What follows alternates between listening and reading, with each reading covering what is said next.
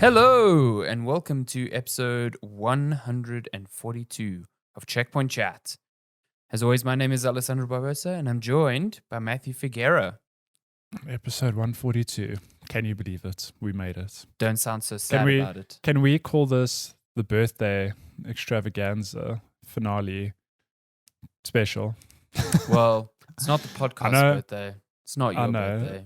It's your birthday. It was your birthday. Was but my you know birthday what? yesterday. So what's today? Saturday? It was your birthday on Friday. Mm-hmm. This episode's coming out on a Monday. You took the Monday off because tomorrow's a public holiday. You're a smart person. And Did you? I didn't. I initially I was going to take these 2 weeks off. But it is weird because I'm in the fortunate position where I've got leftover. Wait, you're going to take the 2 weeks off? I was going to take 2 weeks off. Oh, okay. So I'm in the fortunate position where I have leftover leave from last year. And it's like, you have to take it else. My company doesn't pay out. It's like, you'll just lose it. So it's like... Oh, right. Okay. I was going to be like, how do you have leftover leave from last year when you got married? And I'm like, wait, that was the year before. Yeah, last year's a blur, right? Last year's a real blur. So I'm sitting on the spare leave, and then like in January or February, I was like, I'll probably take it over April, that public holiday, whatever. And then time just slipped away. Come beginning of April, it's like, oh shit, I need to put this leave in. So I put it in, and then I was like, okay, but we haven't planned anything. Like I'm very happy to just chill at home, but it would be nice to go away, even just somewhere locally, like the Drakensberg or somewhere. Hadn't planned a thing, and then Lenska was also up to her neck in work. So I was like, I'm actually just going to cancel this leave and move it out to like June when we actually have time. That's fair. So yeah, I did. I had every intention to have this long weekend and beyond, but I have since cancelled it. You know, see, I'm like happens. A lot of the leave I take is like I'm just going to grow roots and potato on my couch. So I mean, I have every intention to do that for at least a week. You know, got to catch up on become one with my couch, one with my video games. No, catch up on all those games I just never play. You know, put more time into Monster Hunter. Yeah. Just put another 80 hours into Monster Hunter. Easy. I mean, I can't believe that. I can't believe you played so many hours of Monster Hunter already. It's just like, to me, I just can't fathom it. It's really And can insane. I tell you, at no point have I thought, I need to stop playing, or like I'm bored of this. I'm like, maybe, because I'm still in the process of, doing the light bow gun. I'm like, maybe when I'm done with this, I'll move on to another weapon. Not just maybe I'll just play another 60 hours with rinse and repeat. No, now that you've got 80 hours into it, now you need to get real cozy with that insect glaive. That's the real that's the Monster Hunter weapon. I have a friend who plays with it, and he just flip flops all over the monster. I'm like, you look real cool. But does he look like a fish? No, sincerely hope not. That weapon is so much style and substance. It's so good. But you joke, you know that there are fish weapons in the game. They like literally look like a fish. Well, you did show me was it a longsword that looked like a dog? No, it was a light bow gun. It's like literally a dog. So I mean, if they have that, I can imagine there's what class of weapon is the fish? I have no idea. It's probably just a weapon tree, probably modeled after fish, because this game takes its weapons literally sometimes. Is there a palico weapon? There must be. I mean, there's a dog weapon. Yeah, so there must be a cat one, unless the developers hate cats. Which I mean, I need to share a screenshot of my palico, which I actually forgot about. I found a set. I can't remember which monster it's, which parts you need. But my cat is wearing a sombrero, a pair of sunglasses, and a fake mustache. Olay. Amazing. That is so funny. And its weapon, a small guitar. I shit you not. That's Capcom taking the piss. It's too good. 100% Capcom taking the piss. That is amazing. Yeah. Oh, I just want to see that cat in here go meow, like just once, and like strum the guitar. Lemao. Lemao, exactly. Oh, but what are your plans for the long weekend? I mean, it'll be over by the time people hear this, but what are you doing? It's actually I'm glad that it is a long weekend because it's a busy one as well. Like today got like a lunch for Shani's grandmother because it's her birthday. And then tomorrow I'm going to my parents to have like a lunch for like a belated lunch for my birthday. So it's like all these things that, you know, are great. They're nice, chill things, but they break up the day. They don't let you just like absolutely do nothing. So I'm glad that I have Monday and Tuesday to do. Well, maybe Monday we'll do something for, you know, Shani and I are both off because we both took leave. So we'll do something. But, you know, we'll see. I mostly planning to just play a few more games because the past few weeks have been so busy. I haven't really gotten to stuff. And I bought an Xbox yesterday. So did you get your Xbox? Nice. Well, it arrived. So I ordered one. I'd signed up to so many like wait lists. Because I'd heard that we were going to get very limited stock at the end of April, and then the next shipment was early in June.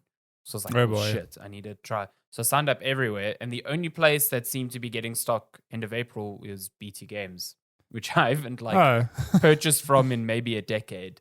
Shit. So yeah, it went up on their website. I ordered it, and then a week later, I was like, oh, it's ready. So that's cool.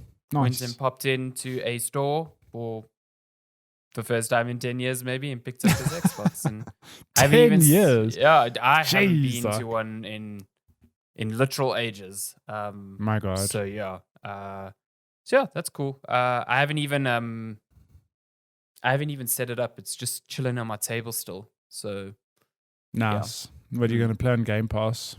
I don't know. I'm just going to abuse my internet first. I'm just going to like look at it, ready up like 50 games. I even bought one of those. My latest order from Amazon. I bought one of the SSD thingies. The expansion drives. So hilarious. I'm gonna go ham on that Game Pass. I did see that this week. Titanfall 2 got a 120 FPS update on Xbox One. So want to try that. Yeah. That game, real good. Did you played the single player, right? I played it. Yeah, I played it. I played it last year. I was very late to the party. I remember it was quite recent. Yeah, I know.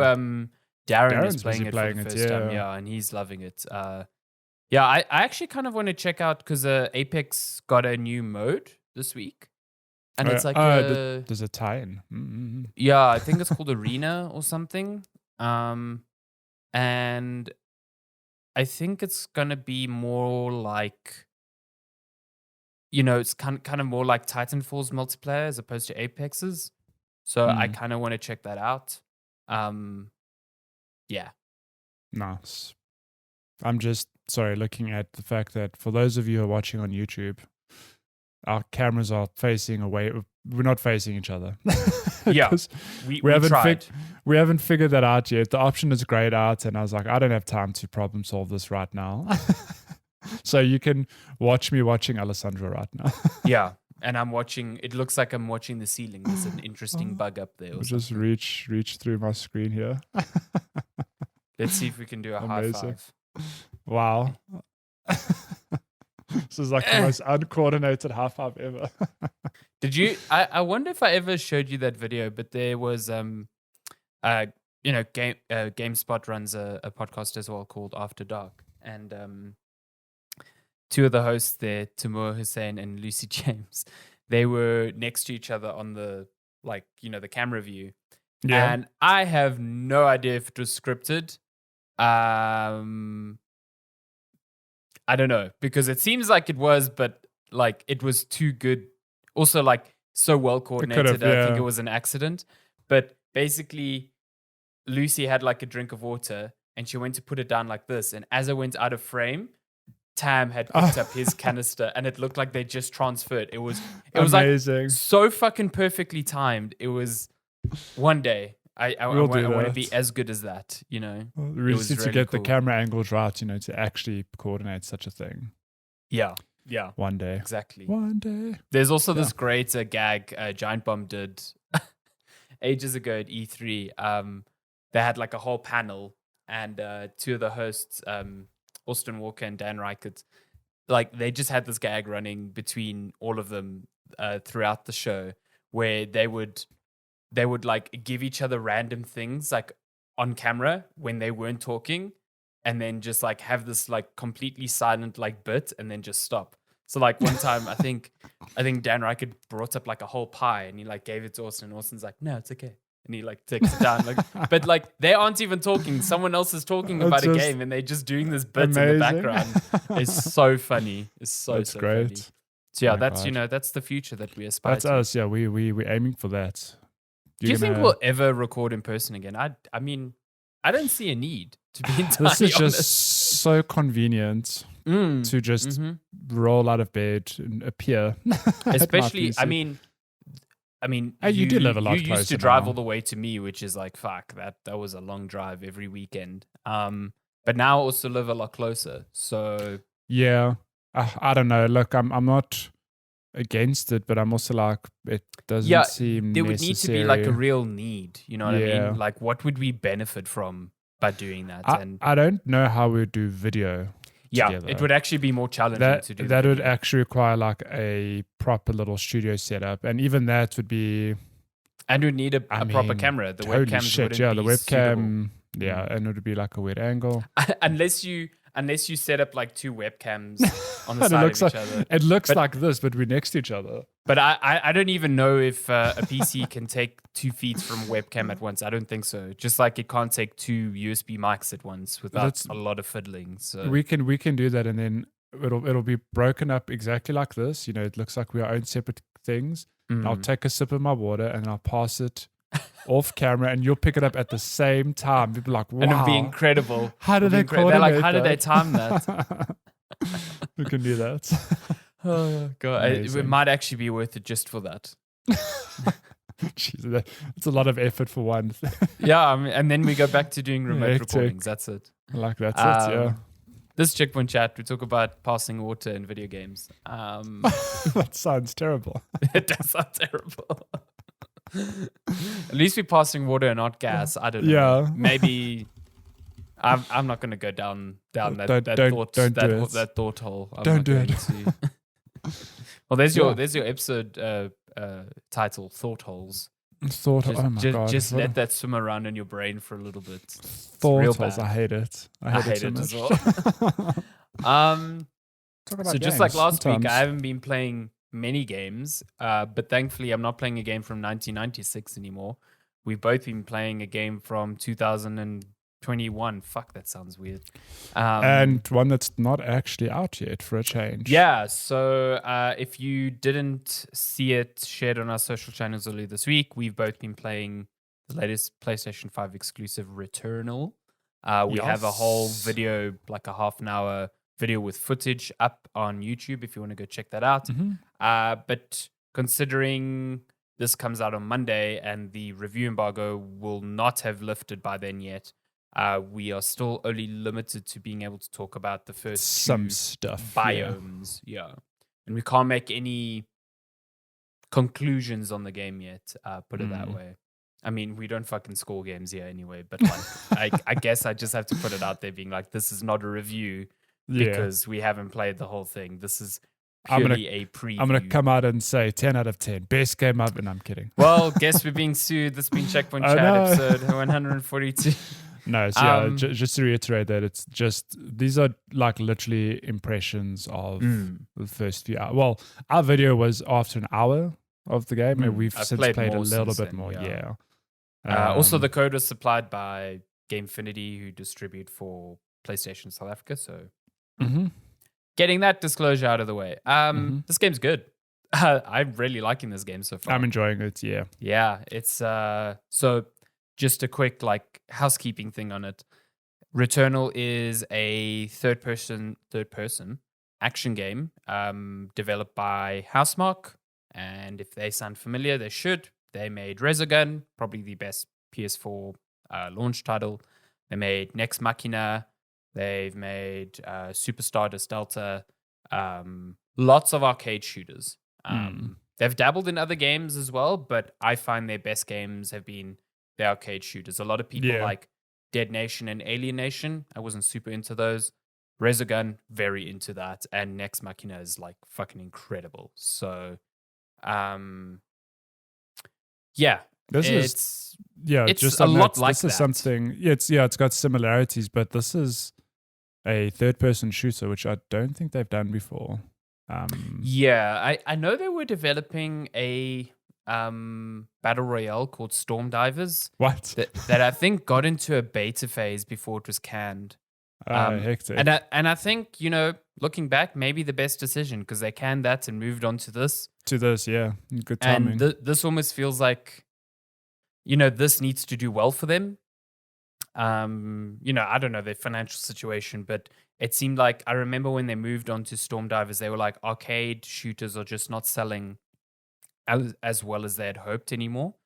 So, I feel like Returnal is their first big foray into something very new, and it really needs to hit. And I think so far, it's hitting all the right notes for me.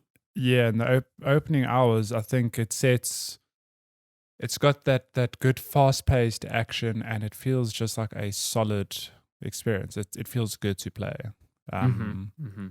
Yeah, so I don't know if you want to dive into some details around the game or... Yeah, so, I mean, at its core, it is a rogue-like. Roguelite. Yeah, sorry, apologies. So, if you think Hades, you think Dead Cells, just two really good examples of good roguelites over the recent years. It's a lot like that, and in a way, a lot like Hades, because it kind of envelops like a story within its loops. So the main character Celine is completely aware of the like Groundhog Day loop she is stuck in, just like what is Hades' protagonist name? Zagreus. Zagreus, that's the one. Just like Zagreus was aware of it, like he'll die and be like, "Well, fuck, I'm back here." Celine is it's less comedic in a way, but Celine's like, Jesus, I really need to break this loop. You know what I mean? Yeah. So I really like, I don't know if it's complete coincidence or trend, but I like this idea of roguelites getting stories that really understand their gameplay in the context of the story they're trying to tell. So that's cool so far. The story itself is, I think it's more sparse and breadcrumb than Hades so far. Like, you're not getting as many shots every loop, and I guess that's because Celine is the only talking character, or at least the only one I've met so far. As opposed to Zagreus being able to talk to, surrounded by like a whole cast of people. Yeah, like when you finished a run in Hades, you'd have all these people to talk to. Like that's not the case in Returnal. Yeah, and even in Hades, when you're getting boons, you're getting like snippets of dialogue from each god. Whereas in Returnal, you literally just picking up some audio logs from Celine. So, which is kind of a cool thing, like hearing her voice from a previous loop, and then like her trying to decipher what's kind of happening in the context. Like, is that her past or is it actually a future? Because like if you're stuck in this loop, what is time? What is the concept of linear time? Can you presume that everything you're coming across is from the past? You know what I mean? So that's kind of cool that they make that very clear. Like you have no real idea whereabouts in this loop you are. And there's weird things on this alien planet. Like you come across things that should not be there, and real like narrative set piece moments that make it seem like there's some weird mystery underneath this all, outside of just mystery. Like you're on a weird planet and shit is weird. There's something else going on, which I'm keen to get to the bottom of. Yeah, I mean, and it's interesting because I think maybe, like you said, maybe it is just coincidence. Because you can't tell me that Housemarque saw Hades and went, maybe we should just put a narrative into our roguelike. Yeah. Like this game you can't just shove that in there. No, this game is like built on the story because you're obviously chipping away at some narrative, digging deeper, trying to figure out why is, what is the deal with this planet? Why is Celine stuck on this planet?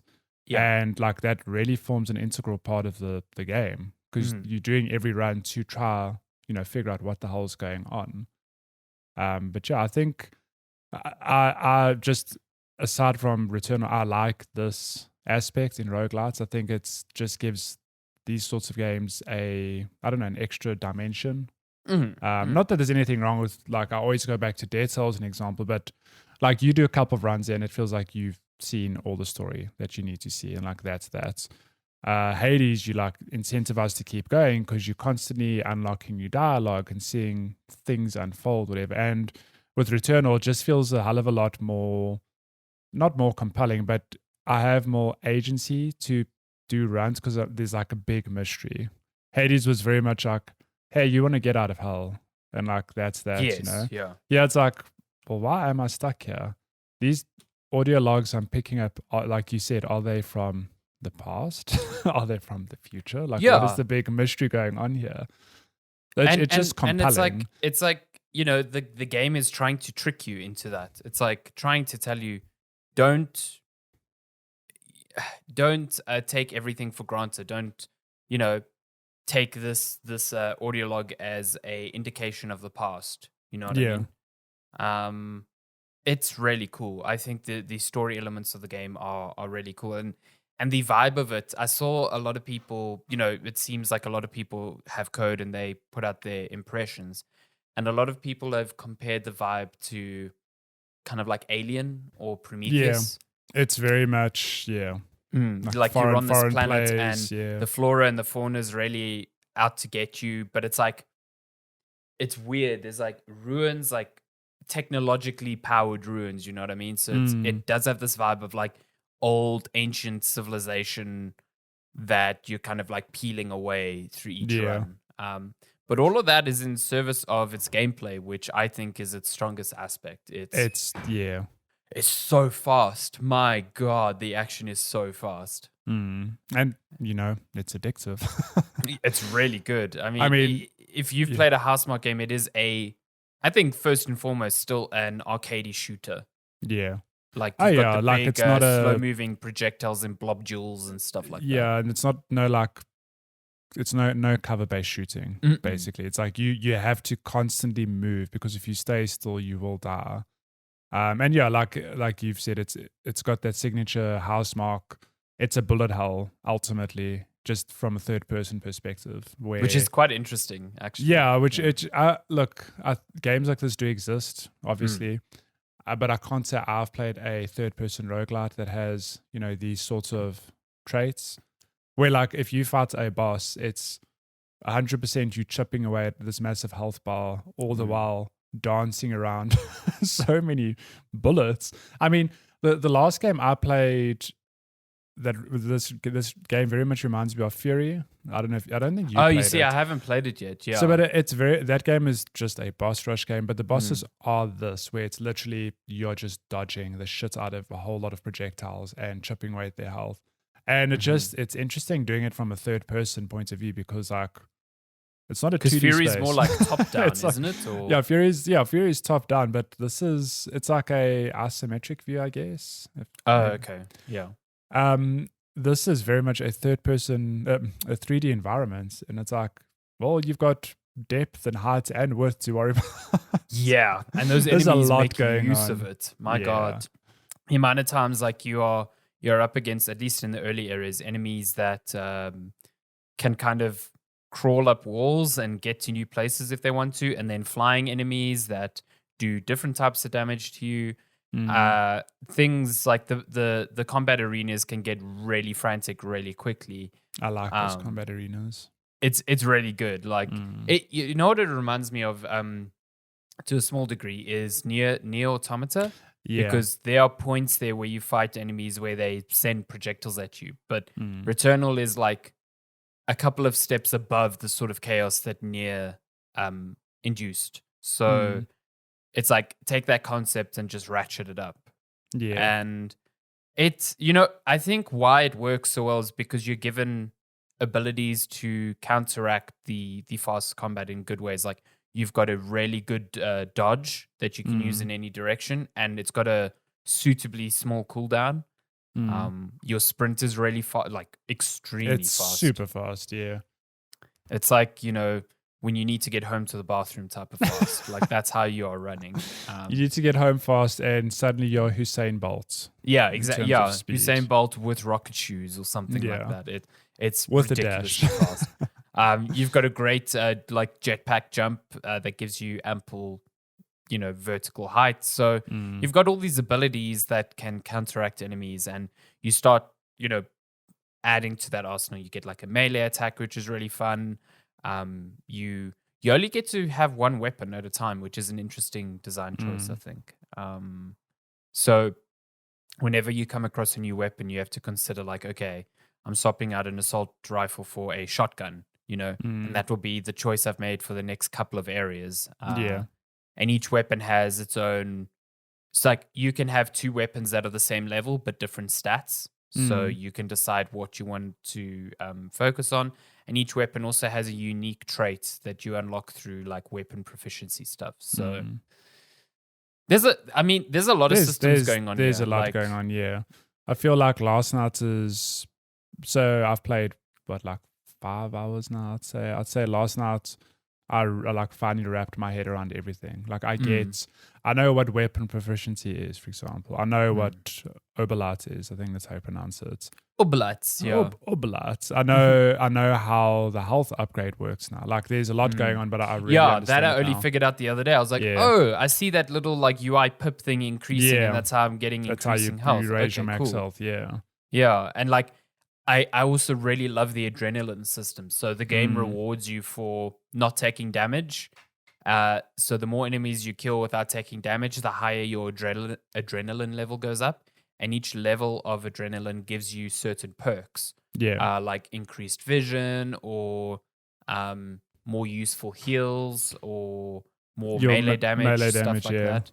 But as soon as you get hit, that drops right down to 0 and you've got to build it up again. So game incentivizes you for not going full on into, it doesn't want you to be like, oh, I can take this damage.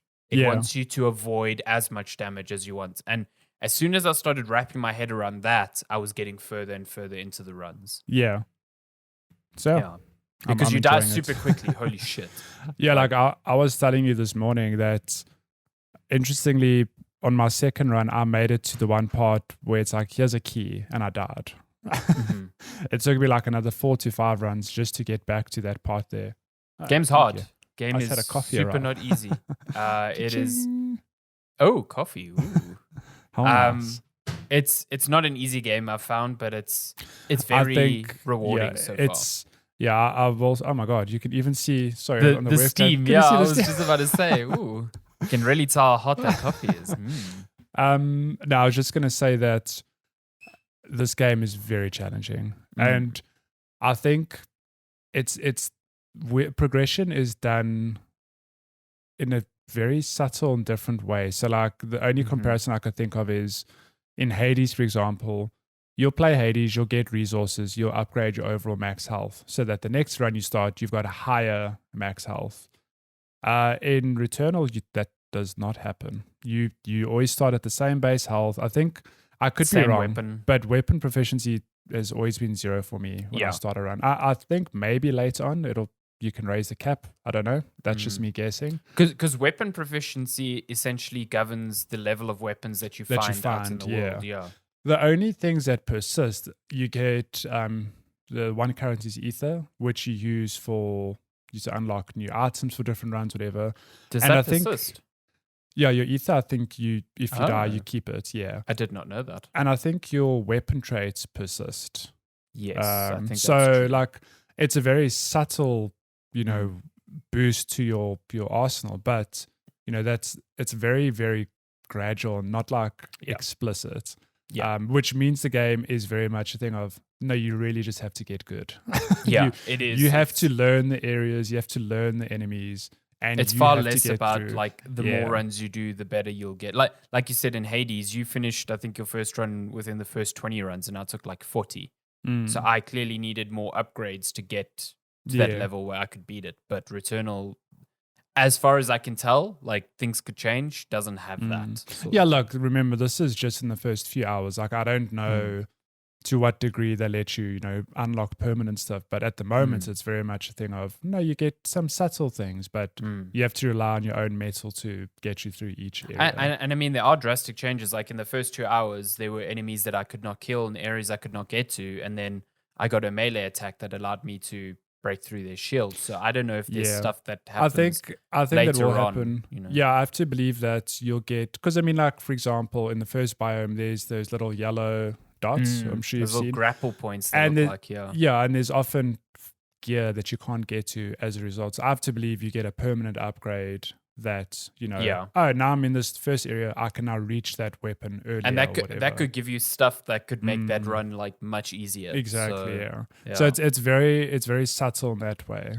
I have found that the runs where I'm trying to mainline it to an objective and not taking the time to poke around optional areas, those are the runs that end up being the worst. Yeah, like that happened to me yesterday where I got very frustrated. I was like, I can't believe I keep dying like right at the end, close to this key, whatever. And I just like, I'm gonna speedrun this, and let me tell you, no, you can't. You can't. I think if you play the game enough, you can eventually, but not at my current level. No, because you miss out on health upgrades, you miss out on potential weapons, on perks, you know, all these things. Like, I just don't. I don't see a way right now where you can rush through it and get far. But also, which is interesting. But also, just to add to that, I did say in our initial video preview, this game feels like it's such an interesting dynamic because roguelites generally are all about the pace, like getting from A to B. You don't have to do it quickly, but there's not really anything holding you up. You know, you don't necessarily have to poke around. Whereas Returnal, it's like you'll get to a huge open area, fight, and then it's like, oh, there are 3 doorways out of here. Like, which one do I take? Oh, there's health packs, there's loot, whatever. You have to like take the time to go and pick it up. It's not a thing of like, I'm in this area, I kill everything, move on to the next area, kill everything, move on. Like, you are incentivized to just like pause and be like, oh, let me just have a look around quickly. Yeah, it definitely has this like pace a bit, climax of battle trough of like exploration, and then it like peaks. And so it's weird because Hades almost feels like it's definitely always up there. It's like fight, next room, fight. You know what I mean? This feels in structure, but more like Dead Cells, where Dead Cells is weird because Dead Cells, the fights are optional. I feel like if you're trying to kill everything in Dead Cells, you're playing it wrong. Yeah. But Dead Cells definitely rewards you poking around the areas and looking around. So it's like a mix between the two philosophies there, because as soon as you enter a room and they're enemies, Returnal forces you to kill them. It puts the area into a lockdown, like you can't leave, which is identical to Hades. But, you know, Hades is very singular focused on these are very small combat arenas and you move on from one to the other. Whereas Returnal is like, this is a combat arena, but all the adjacent rooms are exploration rooms that you need to kind of like go into. And there's some cool like environmental puzzles there as well, which are kind of neat. Yeah. Yeah, and a lot of those side rooms are just, you know that they're optional because the map will tell you like a white doorway is, you know, relatively speaking, like this is the way you should go. But there's a blue doorway over there which will probably lead to more loot. So it's like you have the choice of like how far do you want to poke around, or you know how quickly do you want to get through to the next narrative bit, or and there's also like there's incentives to backtrack. Like I got the melee weapon, for example, on one end of the map, and it's like, well, now I need to go all the way back to this other area to use it there. Or I got a key for a very special area, and it's like, okay, well, I got to go back and backtrack to this. So it's got an interesting structure for a roguelike in that sort of way. It breaks up the flow. And like, I think when we spoke about it initially, I might have come across as saying as it's a criticism, but purely because I'm used to the likes of Hades, where you're just incentivized to fly through, you know, get through as quickly as you can. Whereas this just feels like, no, it's intentional. No, take the time. You know, it's fun. Take the time to upgrade, poke around, and, you know, your run will be easier. But and you're going to have to because the runs are not easy. No, so, definitely not. Yeah. So, yeah, I'm enjoying it. And I think if you want to hear more about, like, how the game makes use of the DualSense and how it looks, because I think both of those kind of combine to make it feel like a real PS5 exclusive, like, a very special one that makes use of the hardware in interesting ways. We speak more about that in the video, so you should go check that out. Yeah, and you can check some gameplay as well. The game's super pretty. So very go have a look. Very, very pretty game. and it runs super smoothly. Very happy about that. There's So low yeah, times. that's. I mean, this time next week we'll be able to talk a lot more about it. Yeah. Without restriction. Will we finish it? That remains to be seen. That's the thing. Who of the I don't know us how is going long to it is. finish it? I'm curious to see how long till, not only us, but how long did it take people to roll credits in the game? Because I know how many biomes there are. I don't think I'm allowed to say how many there are, but yeah. Good Lord. It's interesting. I just know I'm very far. So I haven't been playing anything else. I don't know if you've been playing. I played. I'll talk about it very briefly, but I played the Resident Evil demo, the Village demo, which was a limited time affair. It released on Sunday our time for an 8-hour period. And there's another one this weekend, so by the time you listen to this, sorry you've missed it. But don't worry. Castle Dimitris demo. Yeah, so there was a Village demo this weekend. The weekend that's passed is now the Castle demo. But don't worry, this upcoming weekend you can play both if you want. I think there's a 24-hour period where you'll get an hour, and I think you can play either or, but only for that hour. So and it's on it's on all platforms. It's on all platforms. Yeah. So the current demos that I've been doing are PS4 and PS5 only. But yeah, I'll just touch on it briefly. The Village demo, I have to believe it's the start of the game because you're playing as Ethan just, in an abandoned village. Shocker. Ooh, spooky. But it just gives you a taste of what the game has to offer. So it's only 30 minutes long. And yeah, you get a feel for movement, combat, the sort of enemies you'll be facing, and it's very much Resident Evil 7 in terms of movement.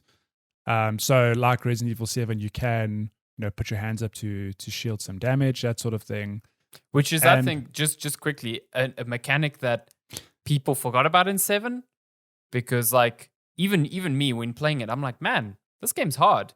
Then when you start using that actual shield damage, you're like, oh, this is actually not that bad. You know why it feels out of place though? It's because like if somebody's coming at me with a hatchet, fucking axe, like what the hell's putting my hands up going to do? Like realistically, it's true. Like Jack Baker in 7 is coming at you with this massive weapon, and you're just like, he's gonna swing his axe and like You're like, you already cut off my fucking hand. Now I'm gonna put up my hand. Anyway, so yeah, it's got the same like identical DNA to Resident Evil 7. But the dressing is completely different. My immediate thoughts, and I mean, I'm not like giving you groundbreaking news here, is that this very much feels like a Resident Evil 4 inspired sequel, which is a good thing because Resident Evil 4, as action-packed as it was a real good game. Saying it takes two of the best Resident Evil departures in recent memory and combining them? It feels like that, right? The biggest giveaways that like if you poke around in a house, you'll find currency, for example. I'm like, we're clearly going to spend this at like a vendor. What you buying? Yeah, what you buying? What those mechanics are remain to be seen, but it really feels like it takes a lot of inspiration from 4 in terms of both mechanics and setting. And yeah, it just gave a good taste of what's to come. I really enjoyed it. Isn't the inventory even like the same as 4? I don't know. I haven't poked on the inventory. So you can finish the demo within 30 minutes. Like I saw on Twitter, some people did it in like 20 minutes. Some people did it in 29 minutes. Pro gamers, eh? I just missed it. Like I got, so this demo does actually have cutscenes and stuff. So it gives you, some story beats, or at least a taste of them. And it is actually funny because a story beat was happening and I knew because I was busy recording my gameplay and I had a little time. I was like, oh my God, I'm going to run out of time here. Like it'll be the worst if the timer runs out mid-sentence, whatever. I know. But it is literally like at the end of this cutscene, I don't know, I don't think they programmed it that way. I think it was just pure coincidence. Like something was said and it's like, your time is up. I was like, okay. So were you not sure whether you had finished it or whether that was the natural conclusion? I had a feeling I hadn't finished it. And then when I looked up after, I saw, I actually was very close. So the demo basically is that you have to get into the castle, from what I could gather. And you just had to get 2 gears basically to unlock a door. So I had both. Typical Ethan Winters white man going towards the danger. Yeah. So I had both pieces. I literally just had to go hand them in, and I didn't get to do that. So how was the so you say you suspect this is at the beginning of the game, so do you see any indication of like the new enemies? Because I know there's lichens. Yeah, you do fight some of the new enemy types, and I presume there are lichens. There's one part where you have to walk through like a cornfield and you just see the stalks moving. You're like, I don't want to go there. Oh, cool. But you have to. You have to. And yeah, there's not like a hell of a lot of combat, but there is combat. And yeah, you get to play with a pistol and a shotgun.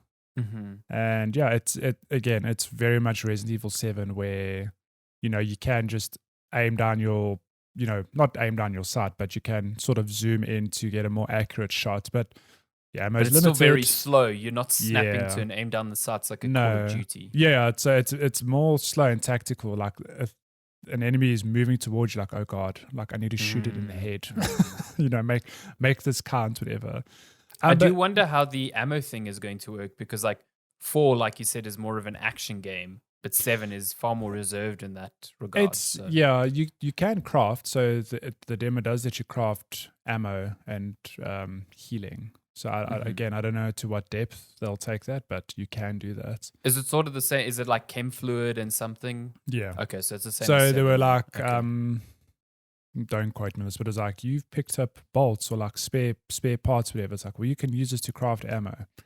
How I use that random metal to make ammo on the spot, nobody knows. But then again, you're shielding with your hands. So I mean, in 7, it didn't make sense either. It's like you got gunpowder and chem fluid. Now you've got shell casings for bullets. Like okay, what? Am I a fucking alchemist? Like, how did that happen? Like, listen, in a game where healing is you pouring, so like in Resident Evil 7, I think the healing was you literally like pour stuff on your hand. It's the same thing. It's like, I've hurt myself. Like chem fluid and a herb, and now you've got this like amazing magically. Yeah. What I do like about that system is having played 1, 2, and 3 fairly recently, is there is no risk reward between choosing between ammo and healing, whereas 7 gives that to you. It's like you've got gunpowder and you've got herbs, and chem fluid is the one common thing that you need to craft for both. Yeah. So which one do you choose? Choosing? And I think that adds a real cool amount of tension. Yeah. Yeah. So, but like this we'll have to obviously wait for full release, because a demo's a demo. I do wonder though how much of the horror factor or the creepiness will be kept throughout this game, because like 7 was great at setting up with the tone of you're in this real dark wood place, like abandoned this back alley house, like creepy house, whatever. But then by the end of it was like, well, you're a one-man army with lots of ammo. We're gonna throw enemies at you. You're gonna shoot all of them, and that's great. And Resident Evil 4, like it starts off like that. it starts off like that, but it very quickly becomes a third-person action shooter. And again, not a bad thing. Like Resident Evil 4 is a great action game, but it's not a traditional Resident Evil. It's not a Resident Evil 2. No, not at all. So I wonder. It very much feels like the Village is going that way. I don't know how they will balance, tension with ammo and stuff like that. Like we'll just have to wait and see, I guess. I think, just from the snippets of gameplay I've seen in the castle, especially, it seems like being stalked by Lady Dimitris and I think it's her daughters. It's not her sisters. I think that's going to add a lot of like horror to it, because she at least looks like another version of Tyrant or Mr. X from like Resident it's just a bullet sponge. Like, you can't actually fight them. Yeah. And she consistently follows you. So no, that's fair. That's the part of like Resident Evil 2 definitely feels more liberal with giving you ammo, but because you have Mr. X following you all the time, there's always that persistent like dread. So, and let me tell you, Resident Evil 2 was real. Like Resident Evil 3, Nemesis was cool, but very like limited. It's very scripted. Yeah, it's super scripted. Whereas Resident Evil 2 was when Mr. X starts talking to you, holy shit, the first time I played that game, you like hide in a room, you hear him stomping by like, please don't walk into this room. Yeah. Like the sound design was just so on point. You're like, is he above? It sounds like he's above. Oh God, he's coming down the stairs. Like, and then the it's number of times like, you open a door and he's right there and you're like, fuck. And you're just like, so look, if they can nail that sort of thing, I 100% agree. Like that's how you do tension, how you balance the tension with, the all out action of, yeah, you've got the ammo, but you can't actually fight this person. You have to run. So we'll I hope, because there was a trophy for this in Remake 2. If you shot Mr. X's hat off, if I get to do that with Lady Dimitris, and then she's like, well, fuck this, and she just kills you, 10 out of 10. She wears a hat. I know, exactly. That's what I'm thinking. There has to be a trophy for that, but there also has to be like a much bigger reaction, because Mr. X had no reaction to that. You're just like at all. He couldn't speak. Well, he's just like, doof, doof, doof. He's just walking at you like, yeah. Listen, after playing Resident Evil 1, the tyrant in there sucks compared to Mr. X, because like he dies from one rocket launcher. Mr. X, man, that dude takes rocket launchers, grenades, a minigun. How do you even kill him at the end? He turns into like a big like globule like monster, doesn't he? I think you end up shooting him off the train, and then the whole base blows up or something. Or no, wait, wasn't that Birkin? Birkin turns into the big. That's it. Yes, sir. Yeah. Mr. X. Oh, you trap him in acid, I think. No, wait. That's now I'm mixing it with Resident Evil 3. Resident Evil 3 is Resident Evil 3, you fill that thing with acid, and then you think you've killed it, and you don't, and then you use a fucking rail gun. To kill Nemesis. Good times. Resident Evil, it's wild. It doesn't make any sense, but it's Resident Evil 1. Zombie sharks. Zombie plants. It's a good franchise. Zombie spiders. The Resident Evil 1, 25 years old. Oh, the franchise, 25 years old. We've come a long way. I still will never forget walking into that first room in the residence, and the camera angle's just facing you, and there's a giant spider above you. I shat myself. Like, I'm done with this. And they make such a weird noise. They're like, and then they're just like, whoa, at you. Am I like at a fiesta? Yeah. It's like, hey, I just want to be your friend. And for some reason, I'd read somewhere that if you stay still, they don't attack you. That's a lie. What? They will attack you. You got baited. Someone is like, I'm going to trick some poor fool. I got real baited by that. Great games. Really great games. Resident Evil Village is out on the 7th of May, I think, the 8th of May. It's like 2 weeks away. 7th of May, yeah, I think that's right. Yeah, so it's like 2 weeks from yesterday. I gotta finish Returnal, so I have some ample time to go. Oh, I'm so excited for Resident Evil, man. Can't wait. That's like my May game right there. And I'm kind of like, I also want to play Nier Replicant, because I love Nier Automata a lot, and like I know out now. The original Nier is very different, but I kind of want to give it a go.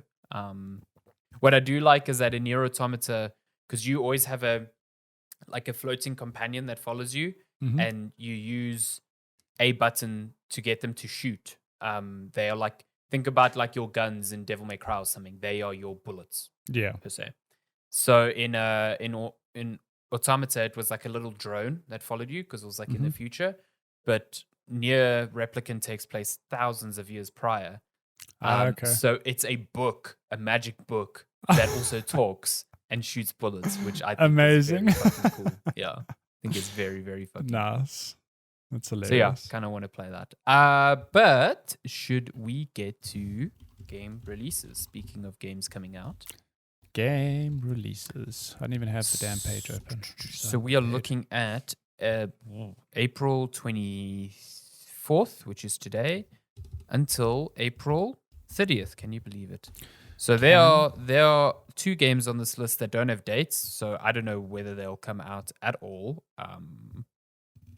this month still, but we shall see. We're about to head into May. Can you believe it? Yeah. Can you believe it? So we've got Second Extinction, Xbox One, Xbox Series X and S. This is the Left 4 Dead / Jurassic Park game. Right. Cool. It's like a 4-player co-op shooter, but you're fighting dinos. Why have I not watched gameplay on this. Yeah, this sounds awesome. like your type of game. Yeah.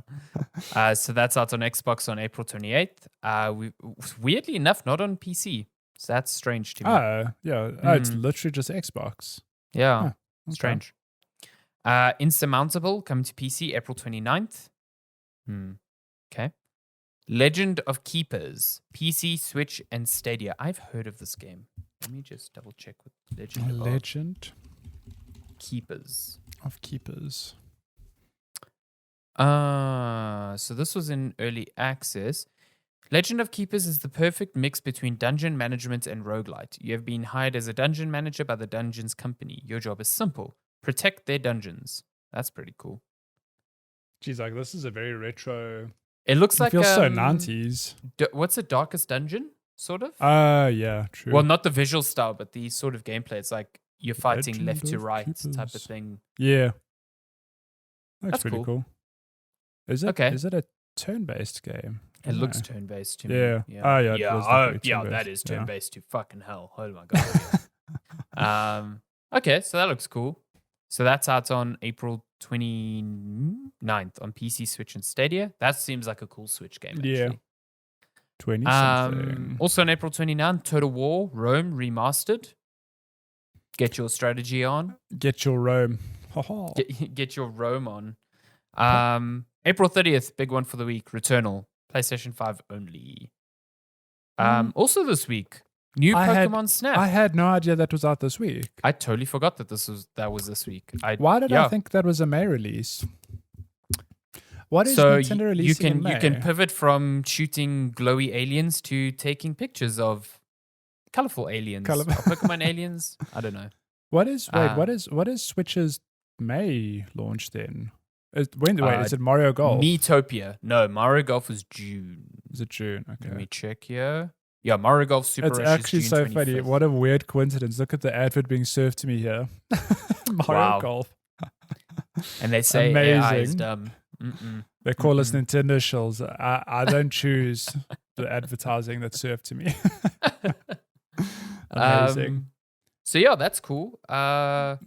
My God. New Pokemon Snap. I never obviously played the original Pokemon Snap because it was on a console I never owned.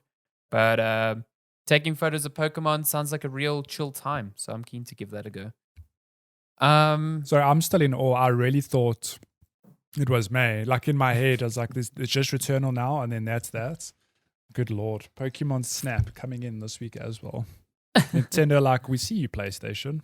Yeah. We've got our big one. We've got a big one as well. People are going to shoot aliens, while our people are going to snap aliens. Yeah, take that. Exactly. Going to shoot them with a camera. That's kind of exactly what it is. Yeah. My God. Okay. Sentry Age of Ashes Steam Early Access on PC just says April, so I don't know what that is. Well, it has to be this week or it's no week. And then a remaster or re-release of a game I played ages ago, Al Shaddai Ascension of the Metatron. This game, listen, has such a cool visual style.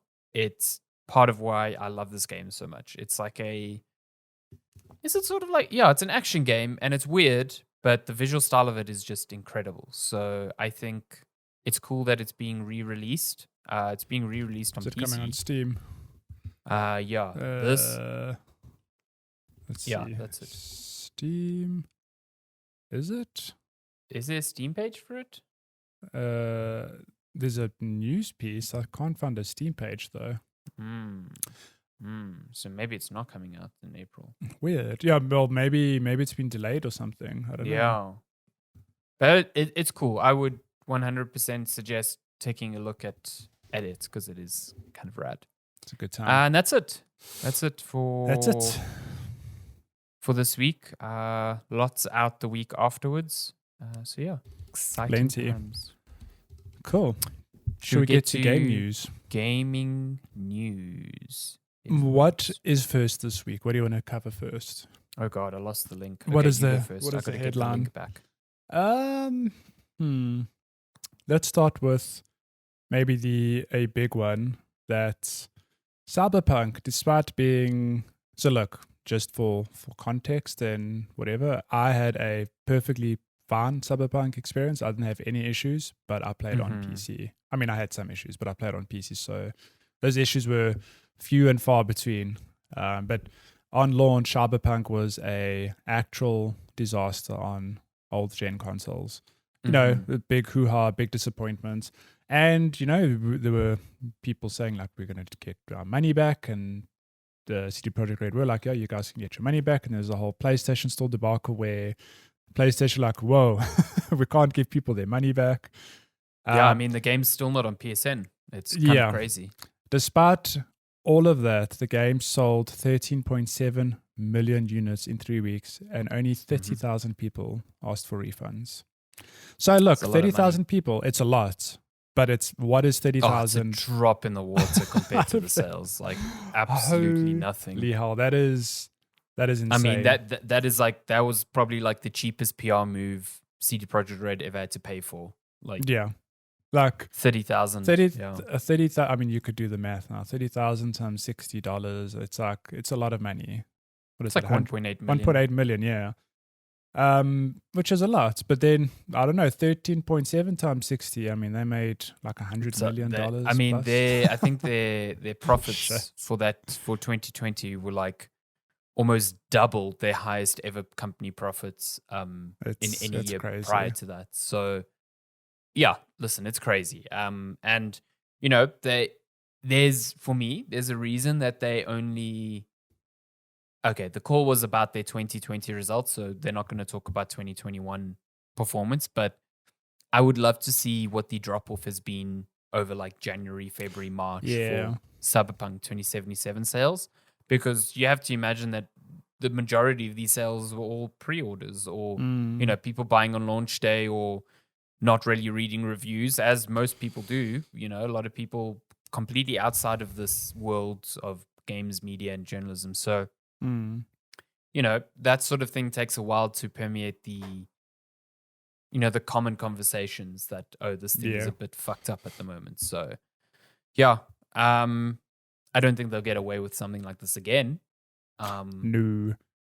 I think they understand that they've made a lot of money here, but that there's going to be a lot more scrutiny with their next release. Yeah, they have to be very careful with the next release. Look, I think not to take away from the studio, like I think their practice and their approach, not cool. Like the way this game was clearly broken on launch and old gen, like that's a shit show.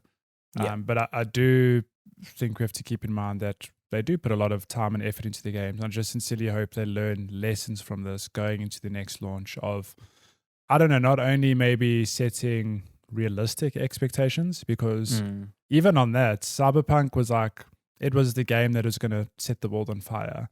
And while I think it was a really good game, it did not set the world on fire to me. I mean, you know. I mean, you don't hear people even talking about it anymore. No. Whereas like I feel like Witcher 3, for example, is one of those games where even years after it came out, like people spoke about it. Yeah. It's like it's just talked about for years after. And I mean, Cyberpunk, look, it hasn't even been out for that long, but will it be the same sort of impact? Like, will it have the same sort of positive impact that The Witcher did? Like, I don't know. Or will people go like, oh yeah, Cyberpunk, like that was a shit show. It was such a letdown. Like, I don't know. That's exactly it. It's like, you know, this game almost in a way has been soured by the bad launch. So I think the next big test for them is the next gen launch. Like that is a way for them to reset. You know, if they come out of the gates with here's the Series X and PS5 versions of the game, and also here's big updates to the PC one, and it really, really like changes the game in a substantial way with regards to performance and just overall like stability, then you almost have you have like a No Man's Sky situation. Like, yeah, this game launched in a rough state, but fuck, it's really great. It's really good now, yeah. And look, I think that could reestablish the tail for this game going into the future. They've clearly made a lot of money from it, so let's see what they do in the next year or two. Because, I mean, they clearly had DLC plans, right? And even multiplayer plans, which I think which might not be happening at all anymore. Yeah, which have either been pushed out or can, because they now need to focus their resources on, you know, fixing the game.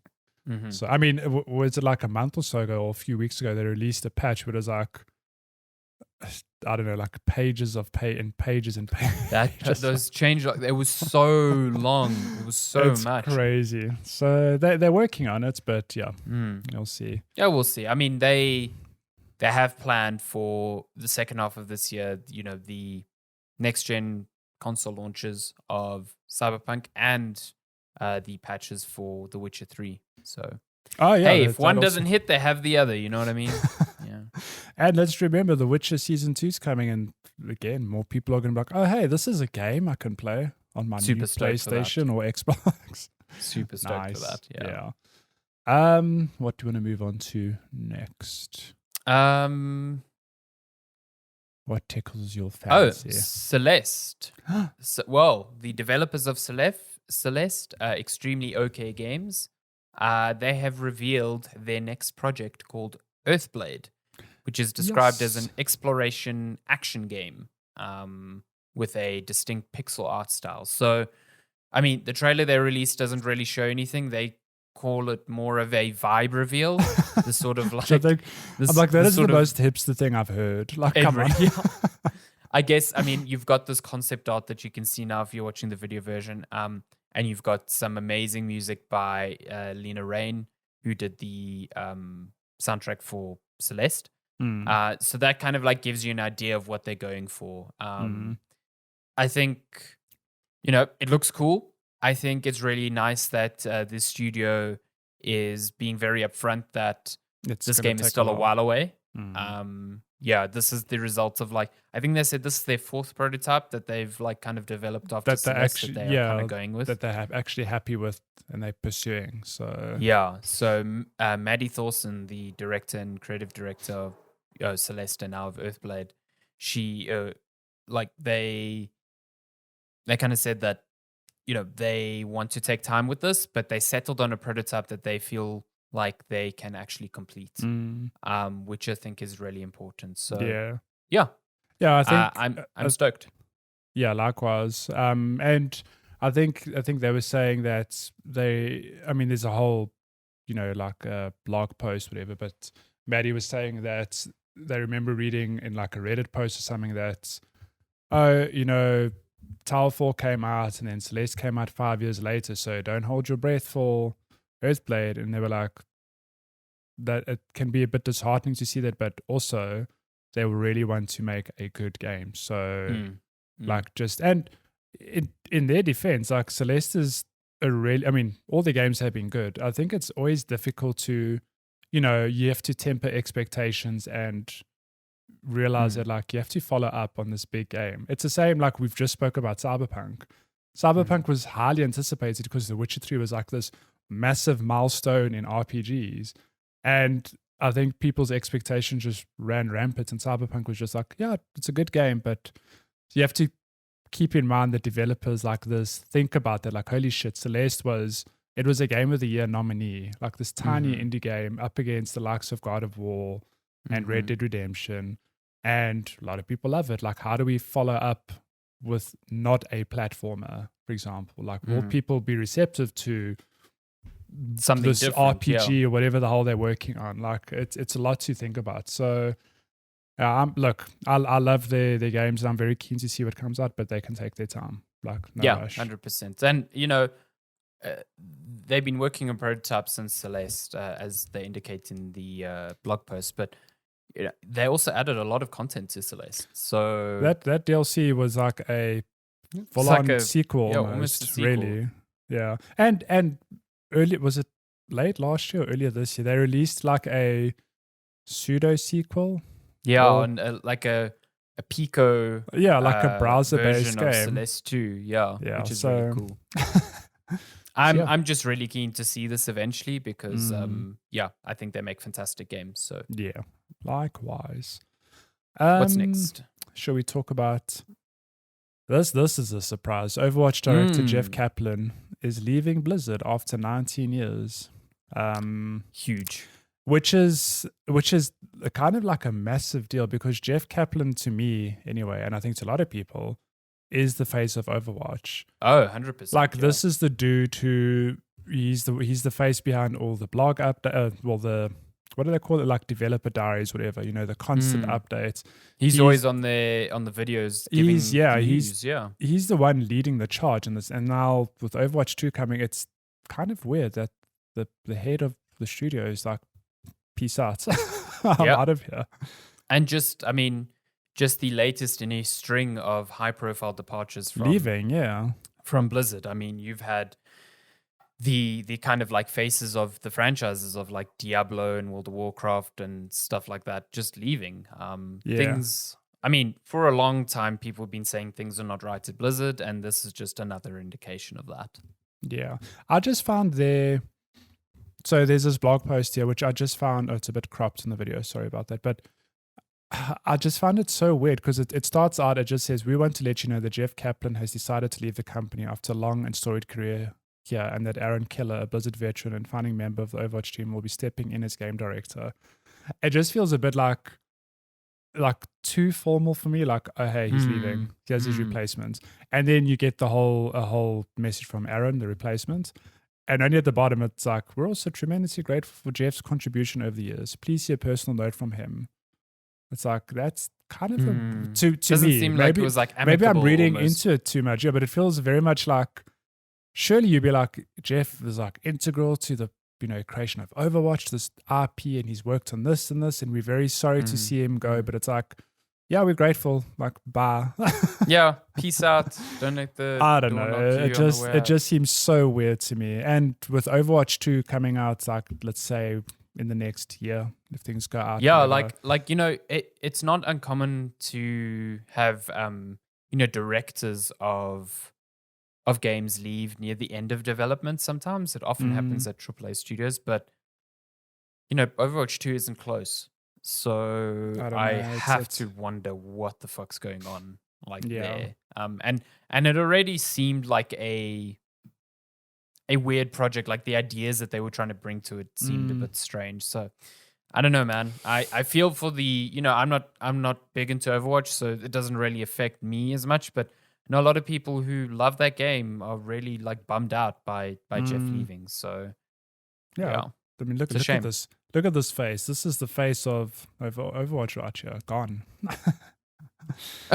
Yeah. And he's such a nice guy. He seemed like I like him, yeah. He brought a sense of like warmth to the game. So, yeah. Okay. What is next? What else? I guess just quickly, Battlefield 6 or whatever it's called will be revealed soon, TM.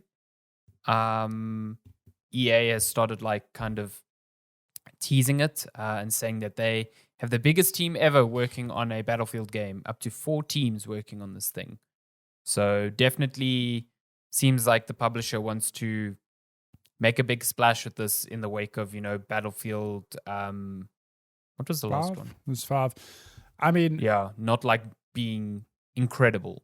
Yeah, I mean, and 5 came out a long time ago as well. Yeah. So it was like 2-3 years ago now.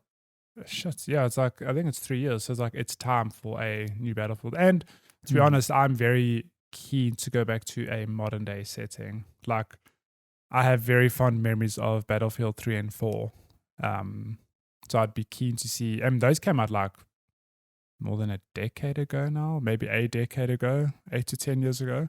So I wonder. Yes, Battlefield 3 is still so fire, though. Amazing. Yeah, I mean, now what will a modern day Battlefield look like with that good Frostbite engine, that good audio design? Like, I'm very keen to see what they announce. Yeah, I'm stoked. I mean, I'm not the biggest Battlefield aficionado because like I don't really get along with the sort of multiplayer vibes of that game. But I'm keen for a cool single player thing again. So yeah, stoked. Let's see. Microsoft is ditching Xbox Live Gold requirement for free-to-play multiplayer games. Which finally. Is highly long overdue. I know I phrased that wrong, but so for those of you who don't know, if you played a game like Fortnite, for example, or Apex, you needed an Xbox Live Gold subscription for the multiplayer functionality. Whereas on PlayStation games, although I don't know, PlayStation does have an exception on those games. if I'm not. Yes. So on PlayStation, if the game was like free to play in general, you wouldn't need PS Plus. So like Fortnite and Apex and Warzone never needed PS Plus to play online, whereas on Xbox you did, which made no fucking sense. Yeah, it's just like it's not an expensive fee, but like 150 Rand a month for a free-to-play game is just like... Well, it really sticks out when on PC and PlayStation it's you don't free, need that, but Xbox requires you. So they've now finally backpedaled on that, and you don't need Xbox Live Gold to play this long list of games, which includes... I mean, like, even these are some examples here that I would never think about, like Warzone. You would need Xbox Live Gold to play that. Oh, which is crazy. Fortnite, Killer Instinct, which is also... Oh, remember Hyperscape? God. Rocket League, like all these free-to-play games where you just take for granted. Warframe, like, oh my gosh, you'd have to pay to play that. It's weird, though. There's some games on there that are definitely games that aren't free-to-play, and yet you won't need... I think there's some... Wait, like what? Yeah, I mean, you've got Resident Evil Mercenaries 2. Is that on? Resident Evil Revelations 2. Oh, that's true. Yeah. Huh. Interesting. You've got things like, I'm just looking at the War Thunder, I think. Okay, no. War Thunder. So Warface is free to play. 2 Human. That makes no sense. But okay. So yeah, I mean, Path of Exile is on there. Brawlhalla. It's good. Like, thank God they finally did this. But Live Gold is still a thing, though, right? Like, it still exists, but you just don't need it for... I think a lot of people were expecting it to kind of just like go away and become a thing that you got with Game Pass. And I still think that will happen eventually. But there must be, I mean, Microsoft will know better than any of us. There must be still some people that are just subscribing to Gold and not Game Pass. So, like, to force them to pay more for a service that aren't using, maybe they're not ready to do that. So it seems so weird to me, though, when it's like, let's be honest, the Live Gold free games every month have not been anything. Like, they've been half-assed compared to what PlayStation have offered. But it's like, the Xbox have Game Pass. Like, would the big announcement not to be like, hey, we're canning Live Gold, but don't worry, like, the Xbox Game Pass costs the same, and like, you can opt in and just keep your subscription. We'll migrate it over to Game Pass, for example. To me, the best thing is, like, just get rid of Gold. Like, like, just require any multiplayer at all. Well, like, I don't, because all that's really the only offering it has now, outside of games on this list, which do require Live Gold, is the free games you get every month, and they haven't been worth the money. No, Sorry, they've been so bad lately. Yeah, they've been like terrible. I just, it's weird especially when you look at Microsoft's exclusives, you've got things like Gears of War 5 and Halo that you can play online on PC for free, but on Xbox, but they're not. Yeah, you need Gold. Yeah, and it's like, even if you don't want to do it for third-party games, whatever, like, it makes no sense. But your first-party games, like, it's such a weird, like, conflict of messaging. Yeah. When you have this idea of our games are cross-platform. If you buy it on Xbox, you have it on PC, But if you play it on one and not the other, you have to pay for online. It just makes no sense to me. They should just honestly just get rid of it. Just cancel it. Just cancel it. And quick news, I guess, let's fly through. Actually, we can't do this quickly, but PlayStation does a full U-turn on PS3 and Vita store shutdowns. Yeah, rip PSP though, still. Yeah, so but I love this article. It's like, but PSP still rip. Yeah, so, I don't think Sony expected the sort of backlash they got for this decision. What was nice is they gave a bit of a context as to why they were doing it. It was like, kind of what people predicted: legacy systems that are costly to maintain, and take away development resources from newer stuff. So yeah, I don't know how much money is being spent on those stores, but I think from a preservation standpoint, it's really important that they stay up at least until Sony, comes up with a way for games like that to, continue to be able to be purchased on other platforms or playable on other platforms. So Microsoft gets around this issue where they can shut down the Xbox 360 store because you can still buy those games on Xbox One and Xbox Series X. So until Sony comes up with that, I feel like this is them just delaying the inevitable if they aren't working on a system that will prevent this in the future. Yeah, so. Well, I hope that at least moving forward, look, I don't know what PS6 and PS7 and beyond hold, but I hope that it's not a conversation we have again in 10 years like, oh no, the PS4 store's going down. It's like, can we just not? Just Xbox definitely have the right approach of our shit just works across generations. Yeah. It'll always be tied to your account. Don't worry. So I don't know, like I do worry. I understand with the PS3, for example, because that was just, that's the whole process. It's incredible how much of a legacy problem fucking nightmare it's been for them. But yeah, I guess they have learned from that in the short term. Like PS4 games work on PS5, and I expect whatever they continue going on to just carry on, retain that trajectory. I hope so. But yeah, and I suppose just sticking with PlayStation quickly, Days Gone 2. We know that the sequel was confirmed to not be in development, but Days Gone fans are upset, and a petition has started, and it has reached 60,000 signatures demanding a sequel. This won't move the needle at all. Yeah, so look, I get... If Sony says that it was too costly to develop, 60,000 people signing a digital piece of paper is not going to fucking tell them otherwise. Yeah. Straight up. Look, so Days Gone, I wasn't the biggest fan, but I will concede that I think the game had some good ideas that were maybe just not executed properly. And I think a sequel, I would be keen to see a sequel purely because I think there are some good lessons that studio could learn and put into a sequel. But I'm not going to lose sleep over it. I think it could definitely benefit from, another look at some of the ideas it had. But yeah, whether Sony wants to bankroll that is a different story. I think personally, there's the reports are that Sony Bend is working on a new IP. I would much rather take a new IP than a Days Gone 2. Like if I was the one deciding those resources, I would cut my losses on Days Gone and just be like, cool, let's try something else, completely different, So yeah, I don't think this petition will move the needle, but yeah, we'll see. Who knows? I mean, Days Gone 2 could happen. Doesn't mean that it's never happening. I just think it's not happening now. No, not in the foreseeable future. See. And I guess the last piece of news, Discord reportedly dismisses Microsoft deal.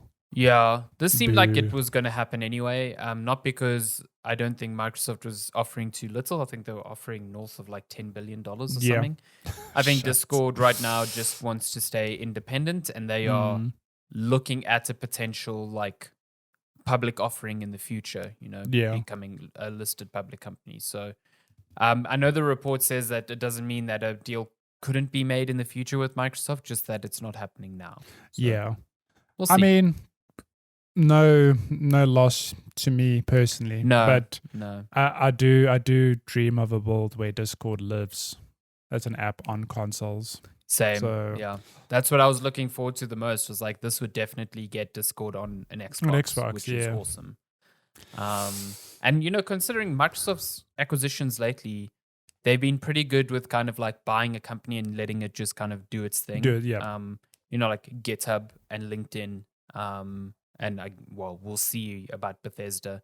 So I had hoped that if the purchase did get made, that Discord would kind of just continue operating as is and just get integrated more tightly into imagine your next Windows installation came with Discord. That's cool. That's But yeah, that's that. I think no more news. We're all done. We're going to jump into questions now because we've got so many. Matthew's going to be oh my God, carefully selecting them. So many questions. I need so if you want to send good questions to us, you can email us, checkpointchatpodcast@gmail.com. You can also message us on all our social platforms at Checkpoint Chat on Twitter, Instagram, Facebook, TikTok. All them good places. Oh my God, hang on. I'm busy trying to timestamp here. How dare you? How dare you? Oh my God, okay. So we have a bunch of questions. We do not have time to. I think like in total we have something like 20. Whoa. Which is it's too much. I appreciate the enthusiasm, but I am going to have to curate. Sorry, guys. But we'll start with the one question from Malesh on email who titles it Oi Governor. I don't know why he would title it that. Oi, yeah, I mean, it's not like we ever call it. Oi Governor. He says, hey guys, it occurred to me that you are probably unaware of Australian greetings. Contrary to popular belief, it's not good day, mate. The results may surprise you. Hello is how you going. Yes, it's as if someone wanted to say how you're doing and how's it going and had a brain spasm. So we have, how you going, mate? How you going? How you going? That like, almost says to me like legs. You're saying goodbye. How are you going? Goodbye is see you later. And it says this fucking does my head in because total strangers like a cashier at a shop will say it. This is anyway. I didn't think of it in that context. Yeah, me too. I was like, that's fine. Like, I'll tell you. Like, see you later. But I suppose if every person says it to you, and he says, anyway, now you know. Happy birthday, Sandy. Hope you had an awesome day, mate. Thank you very much. Yes, they still say. See you later. It's actually funny when Lensk and I went to, I think it was either on our honeymoon or one of our trips to Portugal or somewhere in Europe. So like in South Africa, it's very normal to be like, hey, how are you? Like, or like, hey, like just greeting people like, hello, blah, blah, blah. Hello. Yeah. Like, how's it going? So I think it was the first time we were in Madeira. It must be. Lenska asked you like how to greet people. And it is like, just say hola, whatever. Mm-hmm. But that's not how people greet. They always have, that's the word, but it's not the like colloquialism. No, the colloquialism is like you say good morning, good afternoon, or good evening. So yeah, that I've always noticed the Portuguese. Yeah, but I was like, I just never clicked. I was like, oh, okay. So like, yeah, it's like hello. Like we walk into store like hola, and they're like, like okay, well, sorry, we're friendly, cool. I mean, the thing that always catches me is it's mostly in the States or English-speaking countries, but you don't realize how much you depend on the word "yeah," as in like a acknowledgement of like yes. You go "yeah" there, and they're like, "Sorry." And we say "yeah" a lot, all the time. Yeah, a lot. I mean, so like whenever I'm in the States, I have to quickly like be very cognizant of going "yeah," which is kind of the same thing, but people know what the fuck you're saying. No, it's, I think the most I've ever been aware of that is, I think there's one particular trip, I can't remember what game it was for, but I was in the UK and we were collected from the airport, whatever, and I was having a fat chat with the driver and I kept saying yeah, and I'm like, I can't do this. This person doesn't know what I'm talking about, so I like had to consciously be like, yeah. yeah, and it feels so weird. It's like, yeah. Like, so he had to do some journalism. Yeah. But listen, if we ever go to the Netherlands, we're sorted. Yeah. Yeah. They'll be like, oh fuck, Dutch. Cool, and you're like, yeah. Like, what's your name? I go, yeah. Yeah. Yeah, man. Okay, let's bounce over to Twitter where we have some questions from Megs, who starts off by saying, happy birthday, Alessandro. Thank you very much. Happy birthday. He also follows and he says, there was one tweet here. He says, even though it is Alessandro's birthday, next week Tuesday is still the best day to have a birthday. It is. I actually have a friend whose birthday is on the 27th of April. I could be wrong. Correct me if I'm wrong, Megs, but does your birthday not fall on the public holiday? Or am I living in an alternate universe where...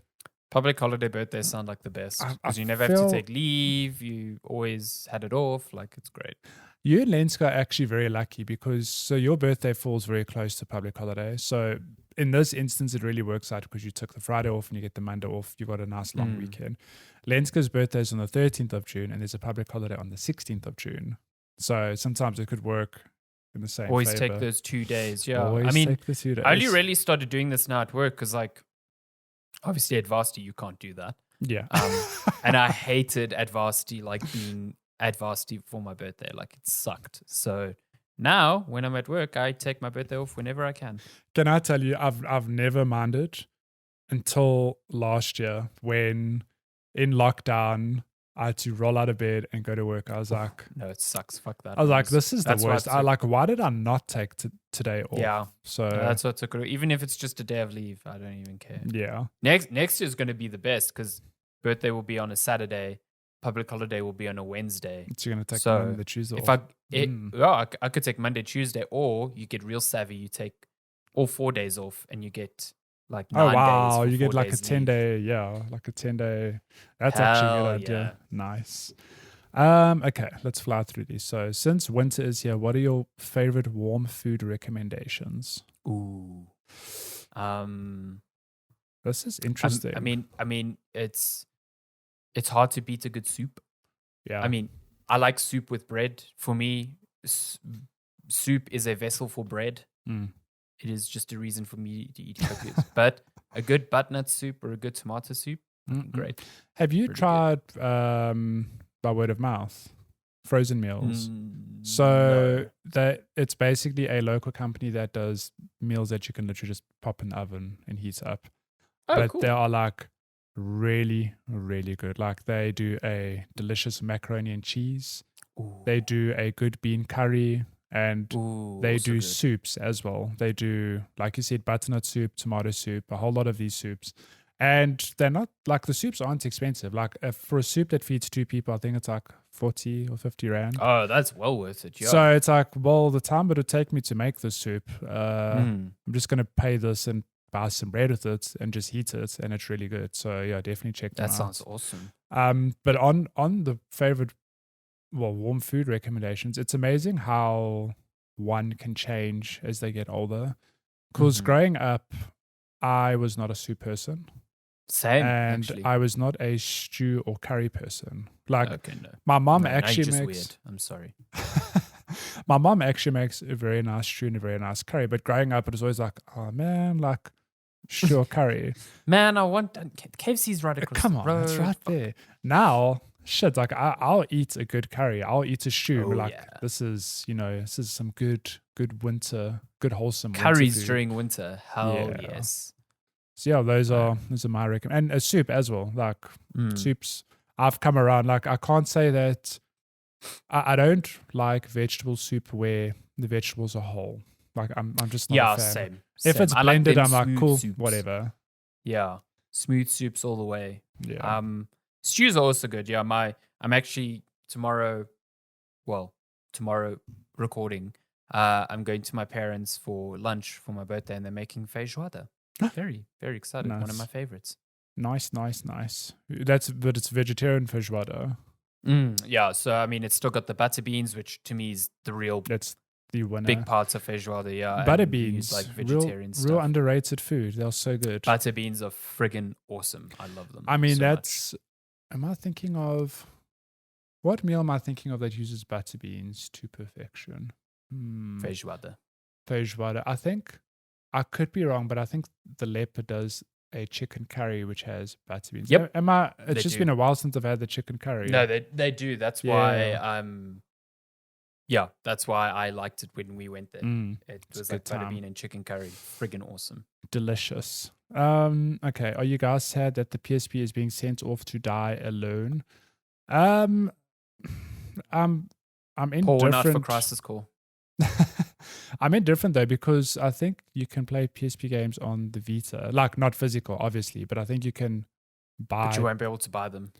Will you not? Can you not play PSP games on the Vita, not the physical? Like digitally, could I not play Crisis Core on my Vita? Well, okay. Well, Crisis Core never came out digitally, so no. Did it not come out digitally? No, there's a lot of games on PSP that did not come out digitally. It was like that transitional phase, you know what I mean? Yeah. I actually don't know if the PSP classics that are listed on the Vita store will still remain there. That's a good question. I don't know. I kind of understand why they've done it because like the Vita was very much a, every game you can buy is sort of on the online store. The PSP was super not that. Yeah. Yeah. I mean, so do I have my Vita or do you have my PSP? I've got it in the wild somewhere. And I've got never getting it back. I've got the games that matter. I've got Crisis Core, and I think I've got the God of Wars, which to me were real good PSP games. I took that PSP with me to the last E3 I went to, and instead of playing Switch, I played Crisis Core. Mm-hmm. It's a good time. Really good. So you've got a PSP that has been touched by New York and LA air. Oh my. Corona sanitizer. Yeah, Corona. Any thoughts on the Mortal Kombat 2021 movies with no spoilers? I haven't not seen watched it yet. I want to watch it this weekend though. Oh, you're gonna watch? Nice. I've know some people have watched it and they liked it. So I've seen mixed things about it. Yeah. Look, I think if you go in knowing that it's a Mortal Kombat movie, like I don't think you'll be too disappointed. Like I can't imagine you being too disappointed. I'm keen to watch it. I mean, that's sort of like the mindset I went in with Kong vs. Godzilla or Godzilla vs. Kong. Yeah. Like, I was like, I want to sit down for 2 hours and just watch CGI monsters punch just each other fight in each the other. face. Yeah. It's And even then, the humans got involved way too much for my liking. So, with Mortal Kombat, I just want to see fucking gratuitous violence for like 2 hours. Yeah, I want to see some not fatalities. think about the story too much. So, That's it. Yeah. And I think that is. Oh wait, here's one more. Sorry. Why are people possessive on franchises they don't own and have no control over? Example: Sony with The Last of Us. Wouldn't it be better for the company to learn from their mistake based on public reaction, even though it could mean a major loss of some kind? I'm not entirely sure of the question. You don't understand the question. So who is being possessive? I don't know if you're Sony talking about fans or the studios or both. I think maybe both. Like, I don't know. I don't know. I guess if it's from a fan perspective, why are people so possessive? Because that makes the most sense. Like, why are people so irritated? Like, when The Last of Us 2 was announced, you had people being like, fuck yeah, and other people going, we definitely don't need a sequel. Yeah. People have opinions. It's the internet. Can't believe this. And that's just the way it is, and it will never change. People have emotional attachments to things they really like and feel some sort of ownership over that. Yeah, Sony will do what they want. Sony have the power to do what they want. Like, I'm in that boat of, do we need a Last of Us remake? No. Oh no, we definitely I don't think we don't. But But one will happen, yeah. and will I play it? Yeah, Probably. probably. Yeah. But would my life be different if one didn't exist? No, probably not. Yeah.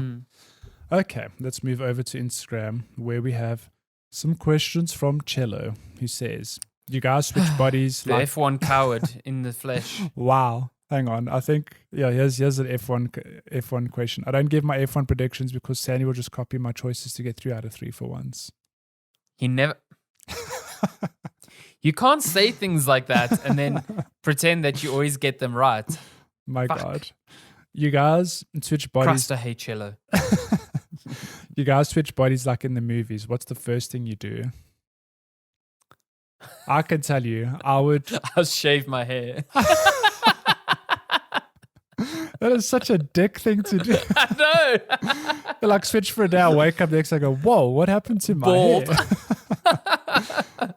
See, I was going to say... I would love to see what you look like bald. I'm so super curious. I don't think we need to see that. We can all die without having. There seen must that be in a our life. filter that can get around that. There was a TikTok filter going around where I don't think it made you bald, but it definitely removed the beard on your face. So there was a trend of like girlfriends or wives like calling their husbands over and like just pointing the camera at them, and it's usually like a person with like a huge beard, and it's just gone. See, I need the filter that does the opposite. I mean, you get those, and then superimposes it on me in real life. I was going to say that if I were you for a day, I would climb into the time machine that you have that lets you get so much shit done. Okay. I mean, I'd love to know. I would love to know too. If you find it, let me know. I think there's a difference between like taking actual ownership of like one's body and just witnessing what they go through in a day. Like, I don't want to know. Like, I don't want to do your job for a day because I think it would be so stressful. Copywriting for brands that are like not always like that you don't have a huge investment in sounds so hard to me. But I mean, I only write for Xbox, and you invested in Xbox, so That's fair. You get That's the brand. fair. Before I moved to the Xbox if team, it was for the telenovela, then it's a different story. When you have to write thought leadership pieces for a mining company, you go, oh God, I don't need this in my life. Thought leadership pieces for an IT company that wants to stress the importance of like protecting your data or what is it, the GDPR in Europe? God, the internet thing. Oh God. When you have to write articles on that, then don't envy me. Okay. No, I do not envy you at all. My God. What if you were a hot dog and you got hungry? Would you eat yourself?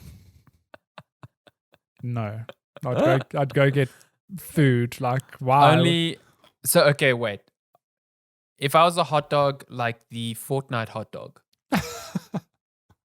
it would be very hard to eat myself because then I'd... Okay, so put it this way. If I was a cannibal, would I eat myself? No, because that means ripping flesh off myself and eating it. I want to do that. Like, so if I'm a hot dog, that's the same thing. Like, my God, I still have to hurt myself to eat myself. That said, give me good enough mustard. I'll make an attempt. Well, interesting you say that because Chilla says the mustard stream is Sandy eating many different mustards on stream and realizing English mustard is bae. Oh, no. No ways. It's not. It's really not. It's so gross. It's got so much horseradish in it. It's so gross. I bought German mustard the other day because German mustard is my favorite, okay? Mm-hmm. And it's like yellow and it's, it's a bit sweet. It's a bit tangy. And I don't know if they changed the recipe or not, but it's got horseradish in it and I wanted to yeet it into the sun. Wow. It's so shit. You need a lot of energy I hate to get it into with the sun. every fiber of my being. Can I just stress that never before a show do I even read these questions to Sandy. Like, it's just, hey, here's the questions, let's do them live. It's like Cello knew he asked the hot dog question and he knew you would go to mustard. It's like, by the way, this is what the mustard stream would be. Is this how predictable I am now? You're so predictable. Okay, we have two. Do you even like mustard? You're wearing a mustard hoodie. I do like mustard. Mm-hmm. Do you have any? I can't say I have a preference. Although I did. I have Dijon mustard. I have a good. memory of going to a breakfast with Lenska and one of her good friends, and I ordered. I think it was at Vuvotelo. I ordered I think it was like a chicken burger or something. I was just like, "Oh, I have a chicken burger," but this thing was drenched in mustard. But like, I don't know what mustard it was, but I was like, "Oh, this is like not my favorite thing." English mustard. Fucking, I bet you 1,000 rand it was English mustard because that shit, it ruins a meal. It's like coriander. It's fucking garbage. Oh my God, yeah. Coriander we can all agree on is actual garbage. Jesus. Okay, let's do this one quickly. When are we doing an Among Us checkpoint chat live stream to test out the new map? Ooh, it's not a bad idea. I've not played the new map. I mean, if you ever play it with your friends again, I know you guys got into it. If you ever stream it, I'll be there to join. That sounds like a good time. Let's do it sometime. What's the new map? Is it the airship? I think it's the airship, something? Yeah. New map. Keen. I'm really bad at the game, but I'm keen. Me too. I'm the worst liar. Except when it comes to Lenska, because sometimes we've had instances where I lie to her. Are you saying you lie to Lenska and she's like, no, just in Among Us, because I'm actually a very bad liar, IRL. But when it comes, because I know it's a game, I'm like, yes, I'll take this seriously. There have been times she's believed me and I've backstabbed her. She's like, but you told me that. I was like, she's too trusting. You got But in real life, if she's like, did you eat the leftover pizza? And you're like, no. She's like, no, you did. Yeah, I did. And last question, Luigi or Toad, who would be the better wingman? You see, now I'm biased because Luigi is the best Mario bro, and I'd love to hang out with him. Yeah, I think he could be quite a good wingman. Toad, Toad is weird, man. It's just. Could you imagine trying to go to a bar and like being like, Toad, go strike up a conversation with that girl for me, and you just see this like tiny little amorphous blob mushroom with this screechy, high-pitched voice. He walks over and goes, that night. Hey! Hi! I'm not going to do it, but have you met Alessandro? Have you met Alessandro? No.